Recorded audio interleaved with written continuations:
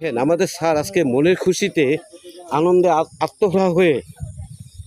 কি পানি পানিতে কত দূর থেকে চমৎকার সেই পানি মাইলের পর মাইল দূর থেকে পানি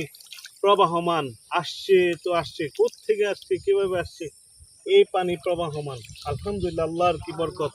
আল্লাহর কি কুদরত দেখেন একটা পানি প্রবাহমান অনবরত স্যার আপনি বলছিলেন যে একটা ঐতিহ্যবাহী একটা জিনিস দেখাবেন সেটা কি স্যার আসুন আমার সঙ্গে আমার যারা সম্মানিত বাংলাদেশি দর্শক ভাইরা আছেন তারা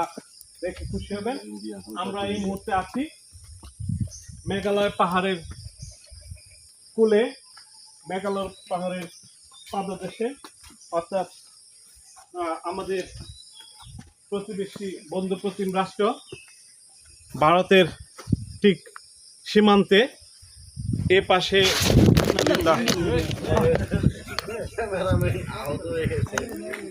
এই পাশটায় আমাদের ঠিক পিছন পাশটায় যেটা আপনারা দেখতে পাচ্ছেন না অর্থাৎ আমাকে দেখার যে বিপরীত পাশ এটা বাংলাদেশ সীমান্ত নেত্রকোনা জেলার কলমাকান্দার পাঁচগাঁও সীমান্ত আর এই এরিয়াটা হলো মূলত আপনার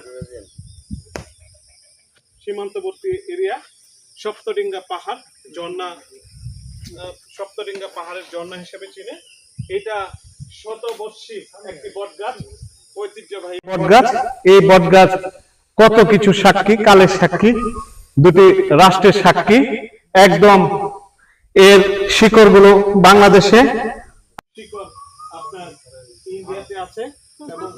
দেখতে পাহাড় সুউচ্চ পাহাড় সেই পাহাড়ের ফুল ঘেঁষে একটি কত সুন্দর একটি বটগাছ আল্লাহ পাক এখানে এরকম একটি বটগাছ আলহামদুলিল্লাহ সৃষ্টি হয়েছে প্রতিদিন অনেক পর্যটক ভাইরা আসেন এই বটগাছের দেখতে এর ছায়া নিতে আমরা দেখতে পাচ্ছি যে বটগাছের বিশাল বড় বটগাছ বটগাছের একটা অংশ কিছু শাখা প্রশাখা এই মেঘালয় পাহাড়ে লেগে আছে আর কিছু শাখা প্রশাখা এই পাশে বাংলাদেশের সীমান্তের জমি এবং বাঁশের যে বাগান বাঁশ বাগান এখানে এসেছে পুরো একজন ব্যক্তি বাংলাদেশ এবং ভারতের সীমান্তে দাঁড়িয়ে দুটি হাত প্রসারিত করে রেখেছে এক পাশে